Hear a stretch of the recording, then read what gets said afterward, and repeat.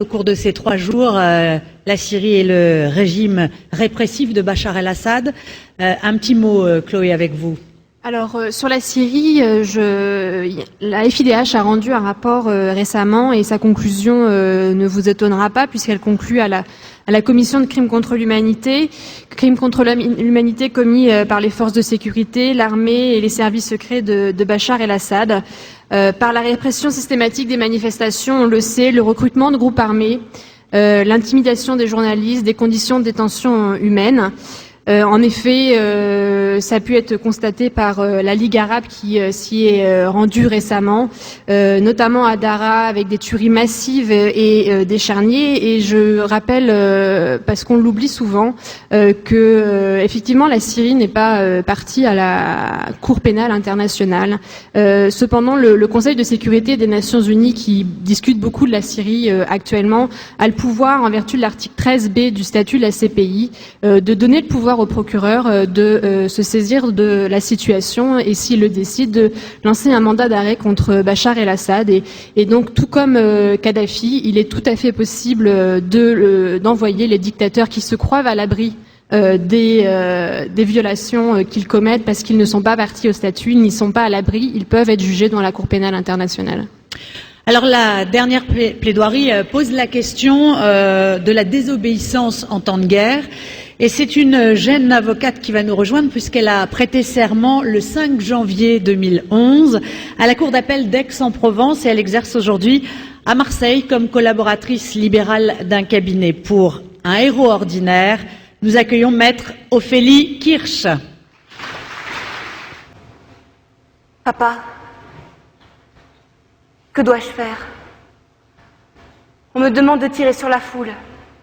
Mes frères, mes sœurs, nos enfants. Mon fils, je préférerais te voir mort que de te savoir tuer des innocents. Mais je sais que tu feras ce que ta conscience te dicte. 2 jours plus tard, ce père recevait chez lui le cercueil de son fils. Ce conseil imploré, cette crise de conscience, ce sont les affres que vient de traverser le soldat Walid Abdelkarim Al-Kashami, ancien membre de la garde républicaine syrienne, âgé de 21 ans, qui, au cœur du printemps arabe, voit les nuées noires s'amonceler sur sa tête au moment d'accomplir l'irréparable. À Arasta, près de Damas, au mois d'avril, ce soldat et ses camarades ont reçu l'ordre d'ouvrir le feu sur les contestataires non armés qui manifestaient en faveur de la liberté. Les manifestants se trouvaient dans une rue débouchant sur le rond-point principal de la ville. Les forces de sécurité avaient bloqué une extrémité et tiraient déjà sur la foule lorsque l'unité de Walid Abdelkarim Al-Kashami est arrivée. Armés de kalachnikovs, les soldats avaient reçu des plaques métalliques d'identification, habituellement utilisées en temps de guerre, et avaient reçu l'ordre de porter les uniformes noirs de l'unité de lutte contre le terrorisme. Leurs officiers leur avaient dit qu'ils avaient affaire à un gang violent. Mais ils se sont retrouvés face à quelques 2000 personnes, des femmes, des enfants brandissant des roses en signe de non-violence, des hommes scandant « Silmier, Silmier !» Pacifique, pacifique. Alors qu'ils formaient le rang avec d'autres soldats, Walid a vu 3 enfants, un jeune homme et une femme se faire tuer. Walid raconte: l'un des enfants a reçu une balle dans la tête, tirée par un gradé qui se trouvait juste devant moi. Je l'ai entendu dire qu'il l'avait tué parce que ses pleurs incessants l'agaçaient. Bouleversé jusqu'au tréfonds de son être, désarmé par des slogans comme « Nadfiki, ya, Dera !»« Nos vies pour toi, Dera !» Eux qui risquaient leur vie pour sa ville, Walid a refusé de tirer. Contraint à la fuite, caché par la population, Walid a été informé qu'il se trouvait sous le coup d'une condamnation à mort par contumace par le tribunal militaire syrien. Mesdames, Messieurs les hauts magistrats, mes chers confrères, voici en substance ce qui me conduit aujourd'hui à vous présenter la défense de celui que vous me permettrez d'appeler plus familièrement, plus fraternellement, Walid. Ce drame, aurait pu passer sous silence, compte tenu du blackout qui règne sur ces événements en Syrie. Walid n'a en effet pas bénéficié de la médiatisation et du coup de projecteur que vient de jeter le jury d'Oslo sur l'opposante yéménite Tawakkal Karman en la consacrant prix Nobel de la paix. Pas plus d'ailleurs que n'en a bénéficié au moment de son geste Mohamed Bouazizi, le jeune vendeur de légumes tunisien qui s'est immolé par le feu en janvier dernier, propageant par sa mort, tel un incendie, un vent de liberté sur le monde arabe. En confisquant son outil de travail à ce jeune homme devenu le symbole du printemps arabe, le pouvoir en place a bafoué sa dignité. C'est cette dignité d'homme que revendique Walid. C'est sa défense que j'ose soumettre à votre barre. Walid, condamné à mort pour avoir accompli un acte de bravoure, avait droit à un procès équitable. La Syrie est en effet signataire du pacte international relatif aux droits civils et politiques. L'article 14 de ce pacte garantit à toute personne déclarée coupable d'une infraction pénale par un tribunal le droit de faire examiner par une juridiction supérieure la déclaration de culpabilité ou la condamnation. La personne condamnée a ainsi le droit de contester aussi bien le jugement que la peine et de demander qu'il soit revu par une juridiction supérieure qui doit avoir compétence pour examiner tous les aspects du procès.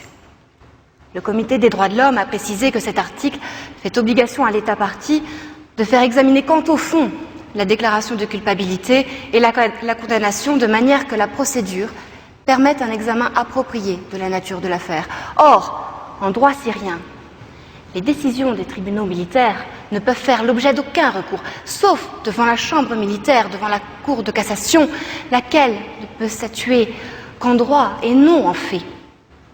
Voilà qui nous permet, d'un point de vue procédural, de dénoncer une violation du droit international et d'envisager une réelle défense dans le cadre d'un nouveau procès. M'autorisez-vous à présent à dépasser ce débat technique un peu convenu?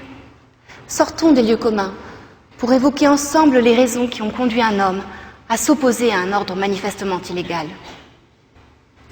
Il est dit dans la loi que face à un commandement unique, les subalternes ont le droit de se révolter. Cette loi, elle est française. Cette loi, elle est internationale. Cette loi, elle est naturelle, consubstantielle à la condition de l'homme. Quel est l'état du droit? 2 articles. Article 8 du règlement de discipline générale dans les armées. Le subordonné ne doit pas exécuter un ordre prescrivant d'accomplir un acte manifestement illégal ou contraire aux règles du droit international applicables dans les conflits armés et aux conventions internationales régulièrement ratifiées et approuvées. Article 33 du statut de la Cour pénale internationale. S'agissant des militaires qui agissent sur ordre hiérarchique, la responsabilité de celui qui a accompli l'acte criminel n'est pas écartée du seul fait que cette personne a obéi à l'ordre de son supérieur. Le subordonné, responsable d'un crime, ne peut s'abriter derrière l'ordre donné par son supérieur, à moins qu'il ait eu l'obligation légale d'obéir aux ordres et qu'il n'ait pas su que l'ordre qu'on lui donnait était illégal, et enfin que cet ordre n'ait pas été manifestement illégal. C'est très exactement ce fondement qui a donné lieu à la condamnation de Dražen Erdemović par le tribunal pénal international pour l'ex-Yougoslavie le 5 mars 1998. Ce soldat, accusé d'avoir exécuté des civils musulmans bosniaques, avait fait valoir la contrainte. « Monsieur le Président, j'ai été contraint d'agir. Si je ne l'avais pas fait, on m'aurait tué, en même temps que les victimes. » Le tribunal a écarté cet argument. La contrainte n'est pas un moyen de défense suffisant pour exonérer entièrement un soldat accusé de crimes contre l'humanité et de crimes de guerre impliquant le meurtre d'êtres humains innocents. Avons-nous seulement conscience de la portée de cet arrêt? La haute juridiction pose ici un principe général, ô combien lourd de conséquences. Le soldat ne doit pas exécuter un ordre quand il est manifestement illégal, fût-ce au péril de sa propre vie.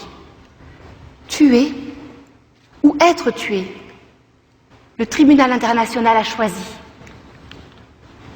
Walid, soldat anonyme dans un village au bout du monde, ignorant tout de la jurisprudence et des lois internationales, a suivi sans le savoir ce principe, dicté par sa seule conscience. C'est nous qui avons demandé à Walid de ne pas tirer. C'est nous qui devons empêcher son exécution. Les ordres d'un supérieur hiérarchique doivent être basés sur l'éthique, dans les conditions légales qui soutiennent l'état de droit. Si les ordres ne remplissent pas ces critères, alors il est du devoir du soldat de désobéir. Déserter, désobéir, se tourner du côté de l'opprimé, du plus faible, plutôt que de se réfugier dans la soumission à l'ordre établi, lénifiante et bétifiante, n'est-ce pas là la véritable preuve de courage ? Lorsque l'individu s'érige contre l'inacceptable, en refusant de se réfugier derrière le déterminisme et le confort de la fatalité par des formules telles que « je n'ai pas eu le choix »,« j'étais contraint »,« je suis responsable mais pas coupable », on quitte le cercle vicieux pour entrer dans le cercle vertueux. Un refus, en entraînant un autre, c'est la liberté qui triomphe. Le virage est alors pris pour plus de liberté individuelle. Vous aurez compris que celui que j'ai l'honneur de défendre devant vous incarne le symbole d'une résistance à l'oppression et au spectre de la banalité du mal. La Syrie a ratifié le pacte international relatif aux droits civils et politiques, consacrant le droit à la vie, article 6, à la liberté d'expression, article 19, et le droit de réunion pacifique, article 21. Et pourtant, aujourd'hui, ce sont tous ces droits qui sont à l'instant même où je vous parle, violés, légitimant ainsi le refus de Walid de participer au massacre d'innocents. On ne saurait tolérer plus longtemps les mots d'état d'urgence, lutte contre le terrorisme, sécurité de l'État, menace salafiste, autant de fausses barbes pour justifier des entorses à la liberté d'expression. C'est pourquoi je convoque à la barre aujourd'hui les consciences des hommes de bonne volonté, qui, en se mobilisant, ont réussi par exemple à faire épargner la vie de l'Iranienne Mohammadi Ashtani, qui était condamnée à la lapidation. Je ne réclame pas seulement de la compassion pour Walid. Nous sommes tous responsables et devons agir, car une foi qui n'agit pas, était-ce une foi sincère ? Il y a de cela quelques semaines, je regardais un reportage fabuleux sur la Syrie. Et je revois cette mère, déclarant devant les caméras de télévision un visage découvert. Je viens de perdre mes 2 fils. Je n'ai plus rien à perdre.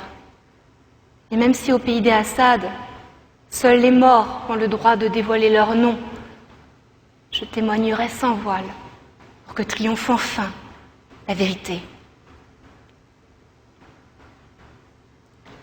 Il nous appartient à nous, juristes, réunis en ce magnifique lieu, de porter cette parole d'espoir et de relayer le cri d'un peuple épris de justice qui aspire à disposer de lui-même.